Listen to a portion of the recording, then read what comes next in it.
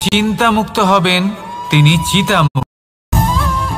যদি প্রয়োজন পড়ে, যদি সৃষ্টির পথে বিনাশের কালো মেঘ ছেয়ে থাকে, তখন নিজের প্রাণের চিন্তা না করে হলাহল পান করার জন্য প্রস্তুত থাকেন মহাদেব।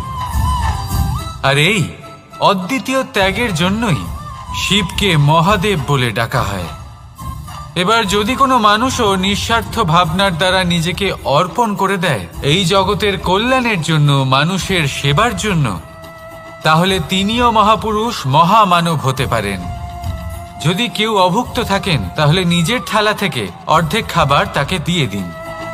যদি কেউ অসুস্থ হন, তাহলে তাকে সেবা করার, চিকিৎসা করার চেষ্টা করুন।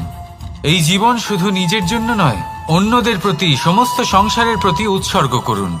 যদি এইসব মানুষ শিখে যান, তাহলে তিনি মহাদেবের পথে অগ্রসর হতে পারেন। যদি মানুষ নিঃস্বার্থ ভাবনার দ্বারা এই সংসারের সেবা করতে শিখে যান, তাহলে তিনি নিশ্চিত রূপে মহামানব অবশ্যই হতে পারবেন। আসুন আমার সাথে ভালোবেসে বলুন, রাধা রাধা। স্বর্ণ, হিরে, মুক্ত, মানিক, এই সব কিছুকে আগে পাথর বলা হতো। তাহলে এমন কি হলো যে এদের রত্ন বলা হয়? আর রত্ন তা বাস্তবে আসলে কি? এটা হলো সেই পাথর যাকে আগে আগুনের তাপ সহ্য করতে হয়েছে, পরখ করা হয়েছে, যাচাই করা হয়েছে, এদের কাটার চেষ্টা করা হয়েছে, কিন্তু তারা কখনোই নষ্ট হয়নি, বরং তারা আরো উদ্ভাসিত হয়েছে, আরো উজ্জ্বল হয়েছে, এই সংসারে আরো প্রকাশ ছড়িয়ে দিয়েছে। সেই জন্য এরা হলো এত অমূল্য, সেই জন্য এরা হলো বহুমূল্য, সেই জন্য এদের রত্ন বলা হয়। এবার মানুষের কাছেও এই নির্বাচনের অধিকার রয়েছে যে আমরা শুধু পাথর হয়ে থাকব নাকি রত্ন হয়ে থাকব। কিভাবে? আমাদের জীবনেও অনেক সমস্যা রয়েছে, বাধা আছে, বিপত্তি আছে। আমরা সেই বাধার তাপে উত্তপ্ত হই, এই সমস্যা আমাদের কাটার চেষ্টা করে। অনেক মানুষ বিভিন্ন পরিস্থিতি আমাদের ভাঙার চেষ্টা করে, কিন্তু আমাদের নষ্ট হলে চলবে না। যেভাবে এই রত্ন সমস্যার সম্মুখীন হয়ে পাথর থেকে রত্ন হয়েছে, সেইভাবেই আমাদেরও আমাদের সমস্যার সম্মুখীন হয়ে রত্ন হয়ে উঠতে হবে, এই সংসারে প্রকাশের স্রোত হয়ে উঠতে হবে। তাহলে এটাই করুন আর আমার সাথে ভালোবেসে বলুন, রাধা রাধা। সংসারে সব থেকে বড় শক্তি আসলে কি? কেউ বলবেন শারীরিক শক্তি, কেউ বলবেন অস্ত্রের শক্তি, কেউ বলবেন জ্ঞানের শক্তি। ঠিক আছে, কিন্তু যদি আমি বলি সংসারের সব থেকে বড় শক্তি হলো শক্তি কোনো এক তথ্যের, আগে হ্যাঁ, তথ্য। এই তথ্য নিজেই কিন্তু খুব শক্তিশালী, অত্যন্ত শক্তিশালী অস্ত্র হলো এই তথ্য। আর সত্যি বলতে, অনুচিত তথ্যের থেকে অনেক বেশি ঘাতক হলো অসম্পূর্ণ তথ্য। যেরকম আজ শাম্ব রুক্মির সাথে করেছে, ওকে অসম্পূর্ণ তথ্য দিয়েছে, তার ফলে বিনাশ হলো। যদি এইভাবেই আপনার কাছেও কোনো অসম্পূর্ণ তথ্য আসে, আর যদি আপনি তা পরখ না করে দেখেন, যাচাই না করে দেখেন, আর নিজের কর্ম করেন, তাহলে উত্থানের বদলে আপনি পতনের সম্মুখীন হবেন, বিকাশের বদলে আপনার বিনাশ হয়ে যাবে। মনে রাখবেন একটা অত্যন্ত গুরুত্বপূর্ণ কথা, সঠিক তথ্য পাওয়া সঠিক তথ্য দেওয়ার থেকে অনেক বেশি গুরুত্বপূর্ণ। আশা করি এই কথা আপনি বুঝেছেন। জীবনে যখনই কোনো তথ্য আপনি পাবেন, সেই বিষয়ে ভেবে দেখুন, পরখ করে দেখুন, যাচাই করুন, তারপর নিজের কর্ম করুন। আর রাধা রাধা। মানুষ জন্মগ্রহণ করে, তার সাথে ভয়েরও জন্ম হয়। ছোটবেলা থেকেই আমাদের মনে কোনো না কোনো প্রকারের ভয় থেকেই যায়।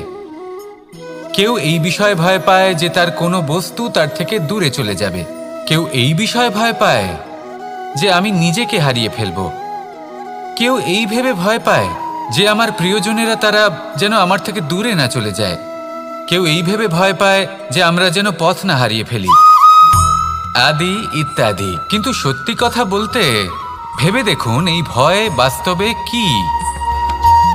শুধুই একটা মনস্থিতি। আর কিছুই নয়।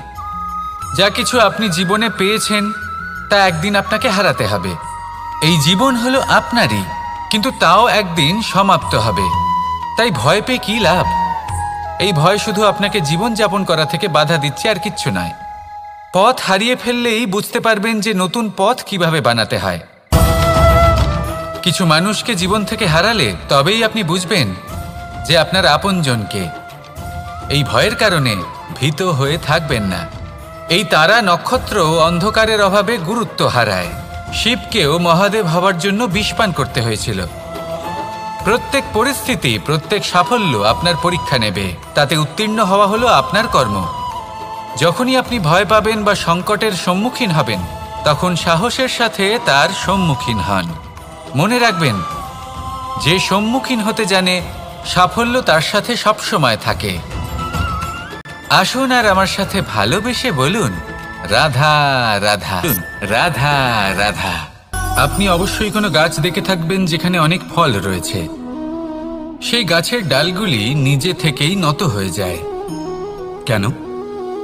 যাতে মানুষ, প্রাণী, এরা সকলে যাতে সেই ফল খুব সহজে গ্রহণ করতে পারেন। এটাই হলো প্রকৃতির শিক্ষা, এটাই হলো প্রকৃতির নিয়ম।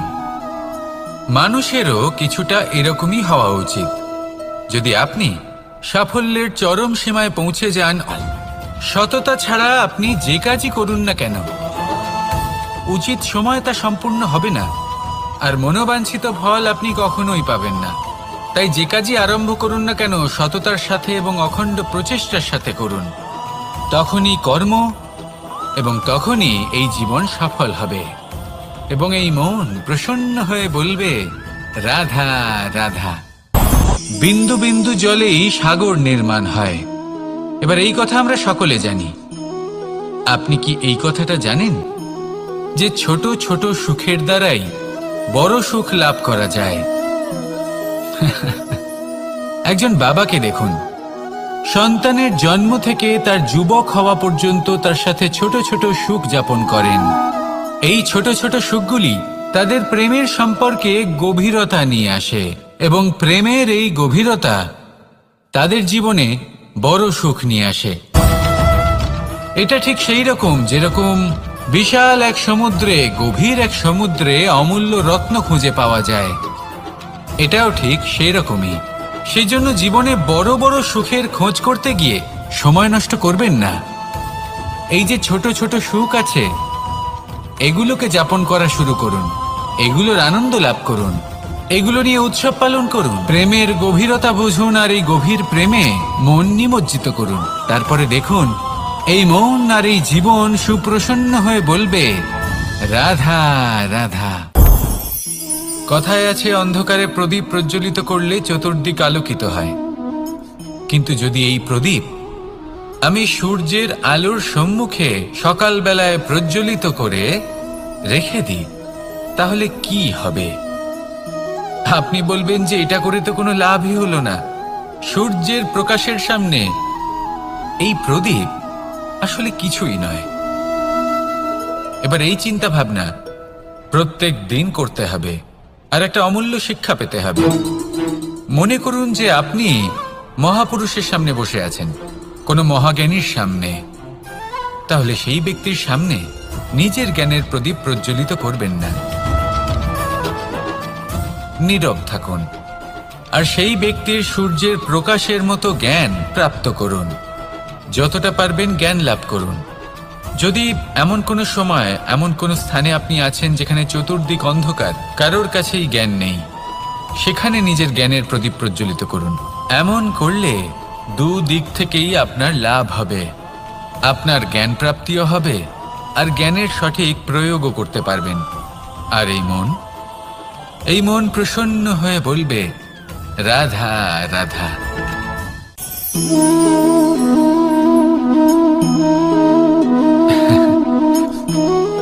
ঘুমের মধ্যে আমরা বিভিন্ন ধরনের স্বপ্ন দেখি, কিছু সুখের, কিছু দুঃখের, কিছু অত্যন্ত ভয়ানক।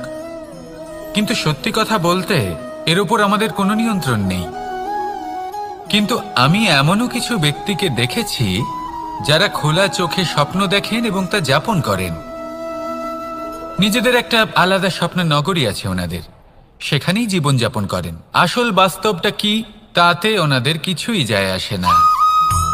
এমন কিছু মানুষ আছেন যাদের কাছে বিন্দুমাত্র জ্ঞান নেই, সে না হয় ঠিক আছে, কিন্তু জ্ঞান এমনভাবে প্রদান করবেন যে মনে হবে সংসারের সমস্ত জ্ঞান তাদের কাছেই রয়েছে।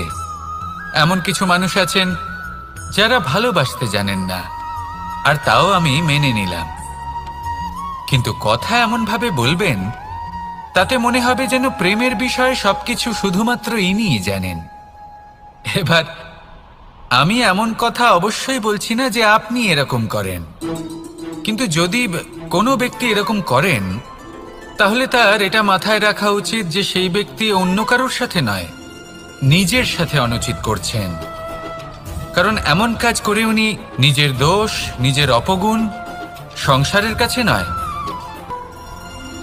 আমি কি আজ সেই জীবন যাপন করছি যেমন আমি যাপন করতে চেয়েছিলাম? যদি এই প্রশ্নগুলোর উত্তর হ্যাঁ হয় তাহলে এগোতে থাকুন, নয়তো থেমে যান এবং বিচরণ করুন। মনে রাখবেন, এই সংসার অত্যন্ত জটিল আর এতে হারিয়ে যাওয়া অত্যন্ত সরল। সেই জন্য নিজে থেকে বারবার থামা এবং জীবন চিন্তন করা অত্যন্ত আবশ্যক। তাহলে সেটাই করুন আর আমার সাথে ভালোবেসে বলুন, রাধা রাধা। আপনাকে একটা প্রশ্ন করি, এই সংসারে আসার পূর্বে আপনি কি এই প্রশ্ন করেছিলেন, এটা ভেবেছিলেন যে আমাকে ছাড়া এই সংসার কিভাবে চলবে? করেননি, তাই তো? তাই আপনার এটা নিয়ে দুশ্চিন্তা করার প্রয়োজন নেই যে আপনি যখন এই সংসার ত্যাগ করে চলে যাবেন তখন কি হবে। আপনি যখন ছিলেন না তখনও এই সংসার চলছিল, আপনি যখন এই সংসার ত্যাগ করবেন তখনও এই সংসার চলতে থাকবে। যদি কোনো বিষয়ের প্রভাব থাকে তা হলো আপনার আজকের তথা বর্তমানের কর্ম, অর্থাৎ আজ আপনি কি করছেন, কার জন্য মঙ্গল করছেন, কাকে প্রেরণা দিচ্ছেন, কাকে সাহায্য করছেন, কোন উদাহরণ প্রস্তুত করছেন। আপনি এই সংসারে যে ছবি অঙ্কন করবেন সংসার সেটাই মনে রাখবে। তাহলে শুধু সৎকর্ম করুন, মঙ্গল করতে থাকুন আর আমার সাথে ভালোবেসে বলুন, রাধা রাধা। একবার একটা শেয়াল বনে বিচরণ করছিল। ও একটা ছোট্ট শাবক দেখতে পেল। ও ভাবল, আজ একেই আমি খাবার হিসেবে গ্রহণ করব। আশেপাশে দেখলো কেউ দেখছে না তো, কেউ ছিল না, আর সেই শাবকের ওপর আক্রমণ করল, যা হলো একটা ঘোর অপরাধ। বনের নিয়ম অনুসারে আপনি কখনোই শাবকের ওপর আক্রমণ করতে পারেন না। তারপর এই খবরটা যখন রাজা সিংহ জানতে পারলেন, সভার আয়োজন করলেন। কিন্তু সেখানে শেয়াল বলল, আমি তো এরকম কিছু করিনি। কিন্তু যদি আপনি এরকম বলেন, কোনো প্রমাণ দিন, এর কোনো সাক্ষী আছে? তখন রাজা সিংহ পেঁচাকে ডেকে পাঠালেন, যে সেই মুহূর্তে বৃক্ষের শাখার ওপর বসেছিল, সে সব কিছু দেখেছিল। পেঁচা সব সত্যি কথা বলল আর শেয়ালকে মৃত্যুদণ্ড দেয়া হলো। এবার এই কাহিনী আমি আপনাকে কেন শোনালাম? কারণ মানুষও কখনো কখনো এরকম কর্ম করেন যা শিয়াল করেছে। এটা ভাবেন কেউ দেখছে না, যখন আমি অনুচিত কর্ম করতেই পারি। কিন্তু না, আপনি যাই করুন না কেন, কেউ না কেউ অবশ্যই তা দেখছে। কোনো ব্যক্তি না হলেও কোনো প্রাণী, না হলে কোনো যক্ষ বা দেব বা প্রেত। যদি এনারা কেউ না দেখেন, তাহলে ধরিত্রী মাতা দেখেন, যেখানে দাঁড়িয়ে আপনি সেই কর্ম করছেন, তাই না? তাই একটা কথা সবসময় মনে রাখবেন, কে দেখছেন কে দেখছেন না সেই বিষয়ে ভাবা ছেড়ে দিন। এটা খুব সহজ কথা। আপনি যদি উচিত কর্ম করেন, উচিত ফল পাবেন। যদি অনুচিত কর্ম করেন, তাহলে আপনি অনুচিত ফল অবশ্যই পাবেন। সেই জন্য উচিত পথে চলতে থাকুন, উচিত কর্ম করতে থাকুন আর আমার সাথে ভালোবেসে বলুন, রাধা রাধা। সুখ, দুঃখ এবং শক্তি, এই তিন হলো এই সংসারের ত্রিদেবের মতো। আমাদের জীবনে যা কিছু ঘটছে এই তিনটির ভিত্তির উপরেই হচ্ছে। আসলে এই সংসারের একটা নিয়ম আছে, যখনই আপনি কিছু লাভ করেন, এই সংসার আপনার পরীক্ষা নেয়। এটা জানার জন্য আপনার পরীক্ষা নেয় যে আপনি যা কিছুই লাভ করেছেন, আপনি কি আদৌ সেটার যোগ্য কি না। ঠিক সেইভাবেই এই সুখ, দুঃখ এবং শক্তি আপনার পরীক্ষা নিয়ে থাকে। যখন সুখ আসে তখন সে আপনার পরীক্ষা নেয় যে আপনার মধ্যে অহংবোধ জাগ্রত হয়নি তো? যদি অহংবোধ চলে আসে তাহলে সুখ সেখানেই সঙ্গ ত্যাগ করে। দুঃখ আপনার ধৈর্যের পরীক্ষা নিতে থাকে, আর যদি আপনার মধ্যে ধৈর্য না থাকে তাহলে এটা আপনাকে আরো বেশি দুঃখের গভীর অন্ধকারে ঠেলে দেবে। সেখানে শক্তি পরীক্ষা নেয় আপনার বিনম্রতার।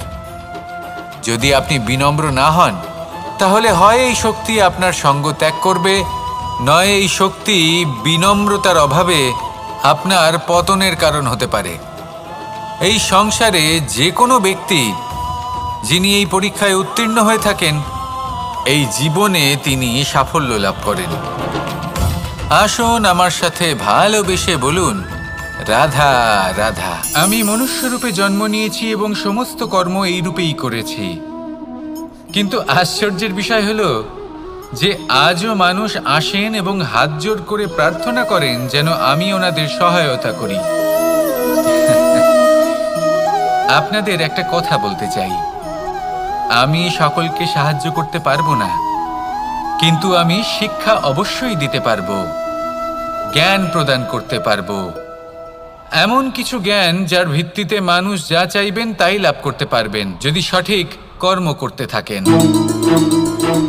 যখন কংসের অসুররা গোকুলে ধ্বংসলীলা চালাচ্ছিলেন তখন আমি কারোর থেকে সাহায্য চাইনি।